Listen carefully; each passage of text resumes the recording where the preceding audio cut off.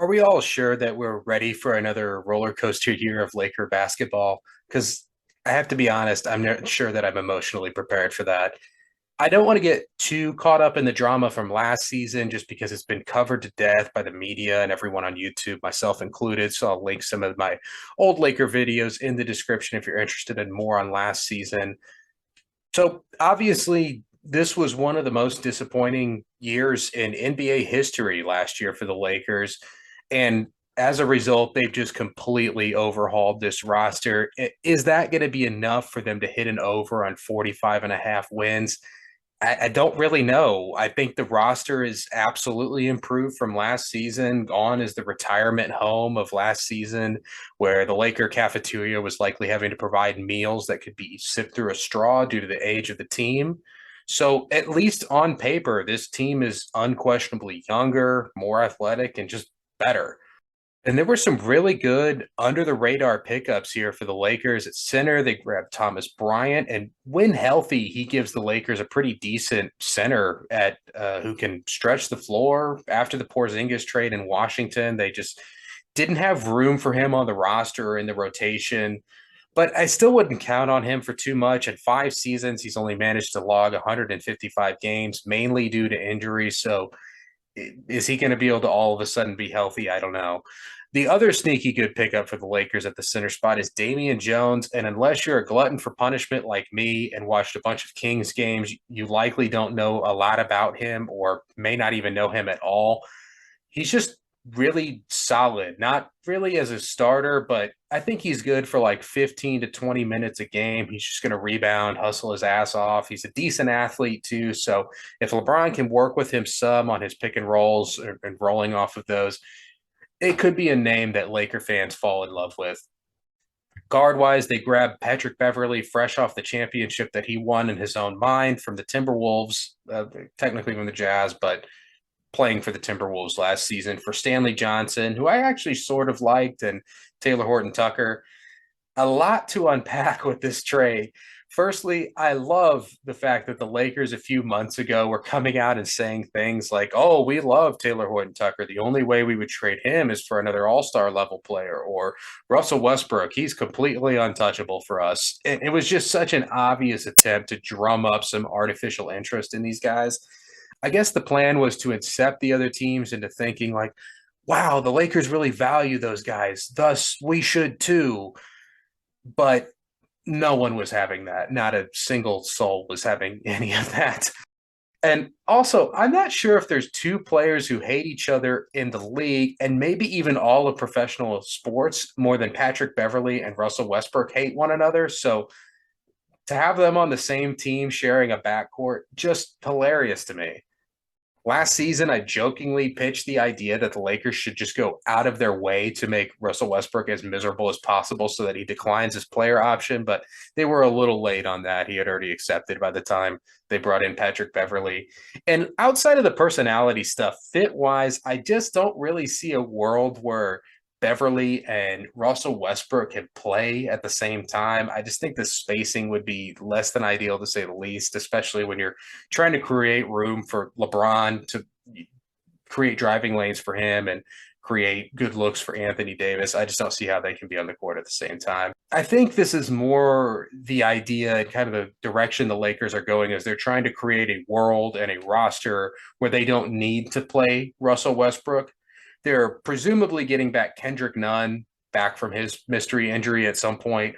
Austin Reeves, Lonnie Walker are guys who can do ball handling duties. And then you add Dennis Schroeder. That's another really underrated pickup. And obviously Patrick Beverly. Last season, the Lakers just didn't have enough guard depth or depth in general where they could just totally bench Russell Westbrook and make like a solid justification for that. But this year, there's going to be plenty of other options at guard so that if he doesn't fall in line or if he's going through one of his games where he's turning the ball over 10 times, they can just park him on the bench. Also, it kind of goes without saying, but any team with LeBron doesn't need much playmaking at point guard, more just defense and some floor spacing. And then wing wise, they had Juan Toscano Anderson, who I really like. He kind of fell out of favor rotation wise towards the end in Golden State, but I still think he's a really solid player. They also had Troy Brown, which is meh, fine, whatever. And so, yeah, if you start to do a comparison across the board on like the role players and like ancillary pieces on this Lakers team from this year to last year, I would say it's almost across the board better this season than last season. Like we'll start out with Lonnie Walker in place of Malik Monk. That's pretty much a wash. I could be kind of talked into either being better or worse. I don't feel too strongly either way. And then like Patrick Beverly and Dennis Schroeder versus Wayne Ellington, Avery Bradley, Isaiah Thomas for a couple of games, whatever. That's a no brainer upgrade this season. Wings, Toscano Anderson, Troy Brown versus Stanley Johnson, Taylor Horton Tucker, Trevor Ariza, Carmelo Anthony. And even while Carmelo was pretty solid last season, I would still probably rather have Toscano Anderson than any wing from last year's team. Center wise, the corpse of DeAndre Jordan and Dwight Howard versus this year, Thomas Bryant and Damian Jones. Again, I would much rather have this year's group, even though they're not as big of names. So across the board improvements, or at least there's a strong case to be made for across the board improvements. The problem is, I don't think the improvements that were made were drastic enough to really change what this team is.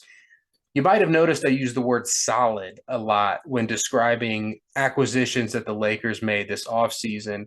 And that's just what they are. They were decent moves. They really did a good job rounding out this roster, but it's nothing that's going to alter their destiny. So last season, they won 33 games. So to hit the over here, they're going to have to make a 13 win improvement. And with Patrick Beverly as the quote big offseason acquisition, that just isn't going to move the needle enough to get them there. Now, the case for them to hit the over is all of these acquisitions pan out and they get a healthy Anthony Davis.